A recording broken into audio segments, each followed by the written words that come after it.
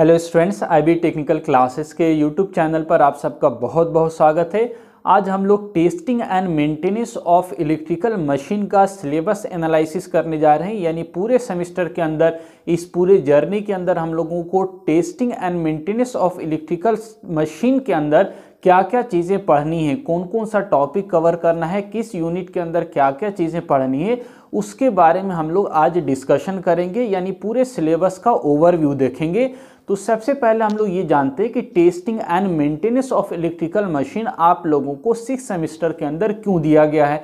तो जैसा कि आप लोगों का ये लास्ट सेमेस्टर है और इसके बाद फिर आप प्रैक्टिकल लाइफ में जाएंगे, यानी कि जेई की पद पर आपकी बहाली होगी, तो किसी भी इंडस्ट्री फैक्ट्री के अंदर आप जाइएगा तो आपको मशीन जो होगा उसका टेस्टिंग एंड मेंटेनेंस करना होगा ताकि वो मशीन प्रॉपर काम कर सके। तो टेस्टिंग एंड मेंटेनेंस बहुत इंपॉर्टेंट सब्जेक्ट है प्रैक्टिकल लाइफ के लिए। और यदि आप जेई के रूप में जाते हैं तो आपको सबसे पहला जो काम मिलेगा वो मशीन का टेस्टिंग और मेंटेनेंस का ही काम मिलेगा, क्योंकि पहले से किसी भी आप ग्रिड में जाइएगा, पावर प्लांट में जाइएगा तो आपको मैन्युफैक्चर कोई चीज़ नहीं करना, पहले से चीज़ें लगी भी होती हैं, आपका काम होता है वहाँ पर जाकर उसको टेस्ट करना, देखना, मेंटेनेंस करना। तो ये बहुत इंपॉर्टेंट सब्जेक्ट है जो कि आपके प्रैक्टिकल लाइफ में बहुत ज़्यादा इम्पैक्ट डालेगा। तो हम लोग इस सिलेबस के अंदर क्या क्या चीज़ पढ़नी है उसके बारे में अब डिस्कस करते हैं। तो पहला जो चैप्टर है, पहला यूनिट है, वो सेफ्टी से रिलेटेड है। यानी सेफ्टी एंड प्रिकॉशन आपको पढ़ना होगा, क्योंकि ये सेफ्टी क्या है, अगर आप टेस्टिंग मेंटेनेंस करने जाएंगे तो सबसे पहले आपको सेफ्टी का रूल रेगुलेशन मालूम होना चाहिए।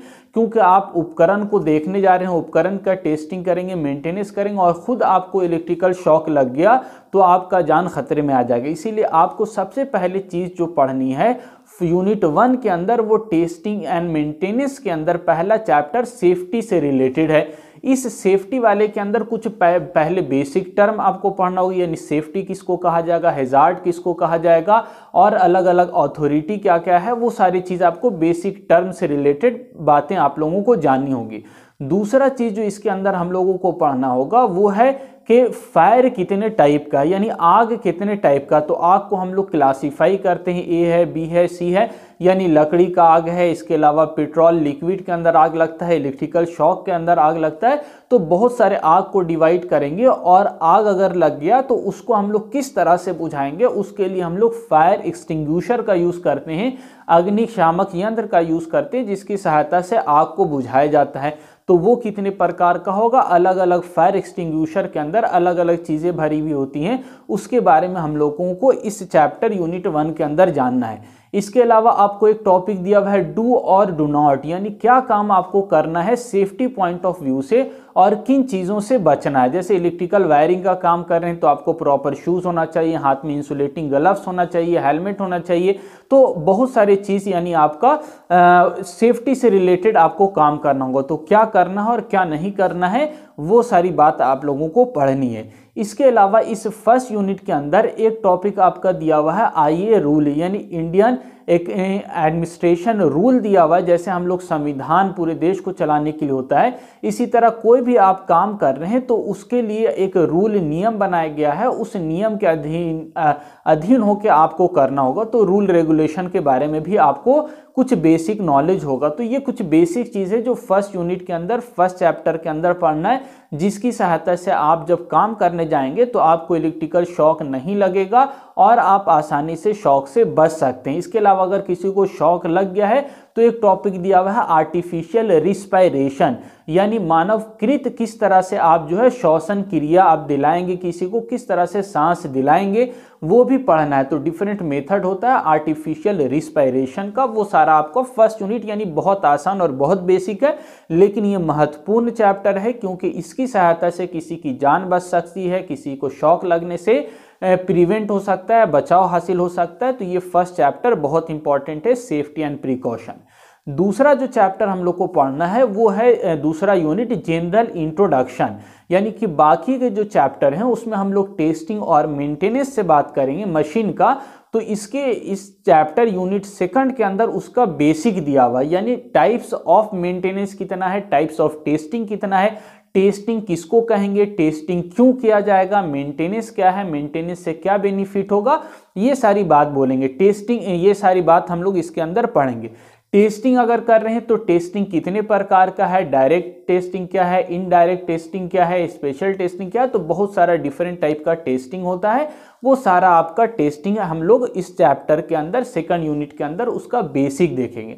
अगर मेंटेनेंस कर रहे हैं तो अलग अलग टाइप का मेंटेनेंस होता है, क्लासिफिकेशन ऑफ मेंटेनेंस देखेंगे, जैसे आपका रूटीन मेंटेनेंस हो गया है, इसके अलावा प्रिवेंटिव मेंटेनेंस होता है, इसके अलावा आपका ब्रेकडाउन मेंटेनेंस होता है। तो अलग अलग टाइप का मेंटेनेंस होता है, वो उसका बेसिक हम लोग जानेंगे मेंटेनेंस किसको कहेंगे, और बाकी सारे अलग अलग जो मेंटेनेंस हमने बताया उसमें क्या डिफरेंस है, कौन सा बेटर है मशीन के लिए, किसका कहां पर यूज किया जाएगा, वो बेसिक चीजें आपको जनरल इंट्रोडक्शन सेकंड चैप्टर के अंदर पढ़ना है। और उसके बाद हमारा थर्ड यूनिट स्टार्ट होगा, यानी मेन यूनिट स्टार्ट होगा, जहां से हम लोग को टेस्टिंग का काम करना होगा, टेस्टिंग सीखना होगा, मशीन के अंदर टेस्टिंग क्या क्या किया जाता है। तो थर्ड यूनिट आपका जो है वो है testing and maintenance of rotating machine, जो कि इंपॉर्टेंट यूनिट है, जिसके अंदर हम लोग किसी भी रोटेटिंग मशीन का टेस्टिंग और मेंटेनेंस करना सीखेंगे। जैसे आपका रोटेटिंग मशीन क्या हो गया, तो सबसे ज़्यादा यूज़ किए जाने वाला जो रोटेटिंग मशीन है वो इंडक्शन मोटर है, जो कि आपका हर जगह यूज़ किया जाता है, चाहे घर के अंदर हो फैन के रूप में, चाहे आपका मिक्सर हो, मसाला पीसने वाला मशीन हो, या अलग एप्लीकेशन इंडस्ट्री के अंदर, फैक्ट्री के अंदर, सब जगह पर जो सबसे ज़्यादा यूज़ किया जाने वाला मशीन है वो इंडक्शन मशीन है। तो हम लोग इंडक्शन मोटर के बारे में जानेंगे, किस तरह से हम लोग उसका टेस्टिंग और मेंटेनेंस करेंगे, क्या क्या टेस्टिंग उसमें होगा, मेंटेनेंस क्या क्या होगा, वो सारी बात करेंगे। सिंगल फेज इंडक्शन मोटर की बात करेंगे और 3 फेज इंडक्शन मोटर की बात करेंगे। इसके अलावा रोटेटिंग मशीन के अंदर अल्टरनेटर के बारे में जानेंगे, जो कि एक इंपॉर्टेंट पार्ट है मशीन का। पावर प्लांट के अंदर हम लोग जनरेशन के लिए अल्टरनेटर का यूज करते हैं, और एक अल्टरनेटर नहीं बल्कि कई अल्टरनेटर आपस में पैरेलल में कनेक्ट होता है, और वहां से सप्लाई लाकर हम लोग बस बार में कनेक्ट करते हैं। तो जब बस बार में सप्लाई लाया जाता है तो आपस में अल्टरनेटर को पैरेलली कनेक्ट करने से पहले एक टर्म आता है सिंक्रोनाइजेशन, यानी हम लोग जानेंगे कि सिंक्रोनाइजेशन क्यों किया जाएगा, उससे क्या फायदा होगा, और सिंक्रोनाइजेशन चेक करने के लिए हम लोग को किस चीज की टर्म को ध्यान में रखना होगा, कौन कौन सा उपकरण वहां पर यूज होगा। यानी हम लोग अल्टरनेटर से रिलेटेड सारी बात जानेंगे, उसका टेस्टिंग किस तरह से किया जाएगा और मेंटेनेंस किस तरह से किया जाएगा। जब पैरेलल में कनेक्ट कर रहे हैं तो हमारा सिंक्रोनाइजेशन प्रॉपर है या नहीं है, उसको हम लोग किस तरह से चेक करेंगे, फेज सीक्वेंस किस तरह से चेक करेंगे। तो टेस्टिंग से रिलेटेड सारी बात यहाँ पर हम लोग पढ़ेंगे। ये आपका यानी थर्ड यूनिट के अंदर फर्दर सब टॉपिक है। इंडक्शन मोटर है, इसके अलावा अल्टरनेटर का टेस्टिंग और मेंटेनेंस है, इसके अलावा आपका सिंक्रोनस मशीन, सिंक्रोनस मोटर के बारे में भी हम लोग टेस्टिंग मेंटेनेंस की बात करेंगे। इसके अलावा आपका डीसी सीरीज मोटर भी आपका बहुत जगह पर यूज होता है, जहां जहां पर हेवी लोड है, हाई स्टार्टिंग टॉर्क हमको चाहिए होता है, वहां पर हम लोग डीसी सीरीज मोटर का यूज करेंगे। तो डीसी सीरीज मोटर का भी हम लोग टेस्टिंग मेंटेनेंस की बात करेंगे। तो थर्ड चैप्टर के अंदर बहुत सारा सब टॉपिक है, ये सारे टॉपिक पर हम लोग डिस्कशन करेंगे, सारा टॉपिक हम लोग अच्छे से कवर करेंगे। तो ये 3 चैप्टर 3 यूनिट हो गया। चौथा जो यूनिट है उसमें हम लोग testing and maintenance of transformer के बारे में जानेंगे, जो कि बहुत इंपॉर्टेंट चैप्टर है, बहुत इंपॉर्टेंट यूनिट, और जिस यूनिट से आपको पहले से बहुत सारी आइडिया, बहुत सारा आपको कंसेप्ट मिला हुआ है, तो इसको समझना आपके लिए बहुत ज़्यादा आसान होगा। तो ट्रांसफार्मर में आप लोग पहले से पढ़ा होगा, उसको यहाँ पर भी हम लोग रिकॉल करेंगे। जैसे आपका शॉर्ट सर्किट टेस्ट है, इसके अलावा ओपन सर्किट टेस्ट है, नो लोड टेस्ट है, और आपका लोड टेस्ट है, इसके अलावा इंपल्स वोल्टेज टेस्ट है, बहुत सारा डिफरेंट, यानी ट्रांसफार्मर से रिलेटेड जितना भी टेस्ट हो सकता है। उसके वाइंडिंग लगा हुआ है तो वाइंडिंग का प्रतिरोध कितना होना चाहिए, वाइंडिंग का रेसिस्टेंस किस तरह मेजर करेंगे, इसके अलावा इंसुलेशन उसमें लगा हुआ है तो उसका प्रतिरोध किस तरह से मेजर करेंगे, है ना। तो ट्रांसफार्मर से रिलेटेड बहुत सारा हम लोग टेस्टिंग की बात करेंगे, और साथ ही साथ ट्रांसफार्मर का मेंटेनेंस की भी बात करेंगे। ट्रांसफार्मर अगर लग गया है, बन गया है, तो हम लोग उसका मेंटेनेंस देख रेख किस तरह से करें कि उसकी इफिशिएंसी, उसका परफॉर्मेंस, हमारा रेगुलेशन, सारा चीज बेटर रहे, अच्छा रहे, बना हुआ रहे, और हमको किसी प्रकार का प्रॉब्लम नहीं हो। इसके अलावा इसके अंदर एक टॉपिक और दिया गया है जिसमें हम लोग को पढ़ना है पैरेलल ऑपरेशन ऑफ ट्रांसफार्मर। यानी एक ट्रांसफार्मर तो जनरली हम लोग देखते हैं हर जगह पर लगा हुआ है डिस्ट्रीब्यूशन वाला,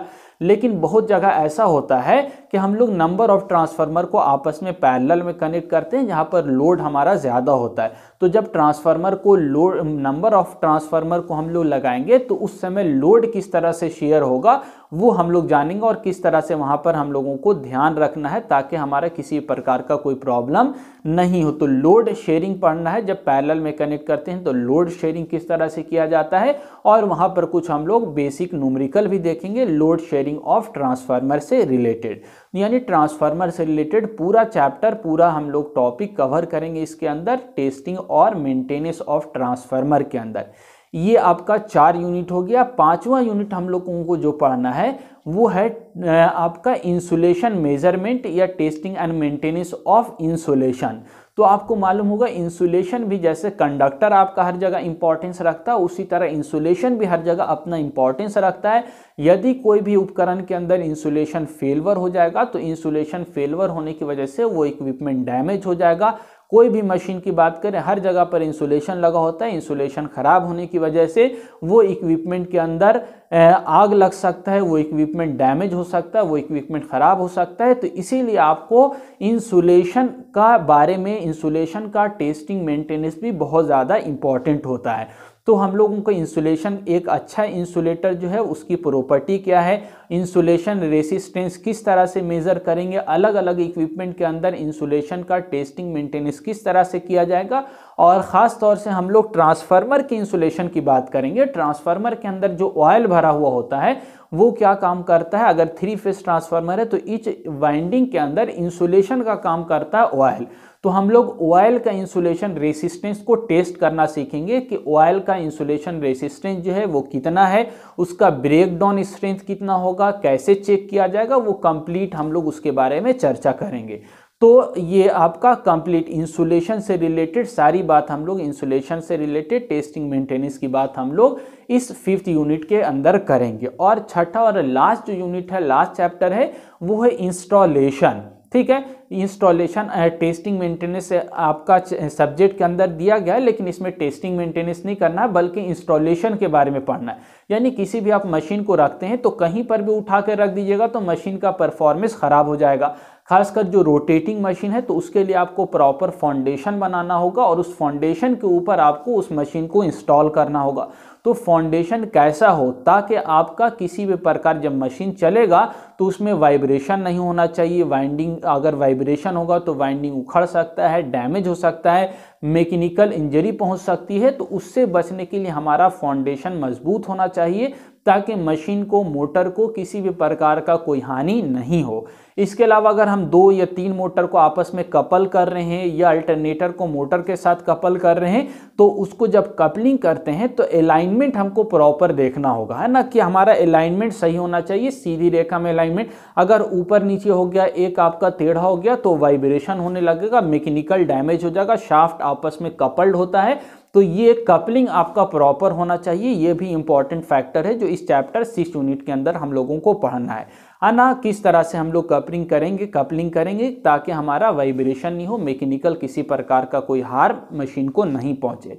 इसके अलावा एक लास्ट टॉपिक इसमें दिया गया है कि जो भी हम किसी भी चीज़ को उठा रहे हैं, एक जगह से दूसरी जगह, आप बड़े बड़े इंडस्ट्री फैक्ट्री में जाइएगा तो एक ट्रांसफार्मर को उठाकर दूसरी जगह पर रखा जाता है ना। तो जब हम लोग उठा रहे हैं तो उसके लिए किन किन उपकरण की हमको आवश्यकता पड़ेगी, कौन कौन सा टूल्स लगेगा, उसके बारे में हम लोगों को जानना है। तो ये बहुत आसान सब्जेक्ट है, बहुत टेस्टिंग है और प्रैक्टिकल पॉइंट ऑफ व्यू से आपको बहुत काम आने वाला सब्जेक्ट है। तो इस चैप्टर को इस सब्जेक्ट को बहुत अच्छे से हम डील करेंगे। ऑलरेडी कई सालों से आपके सीनियर्स को पढ़ाते आ रहे हैं, तो उम्मीद करते हैं किसी भी प्रकार का कोई दिक्कत आप लोगों को इस सब्जेक्ट के अंदर नहीं होगा।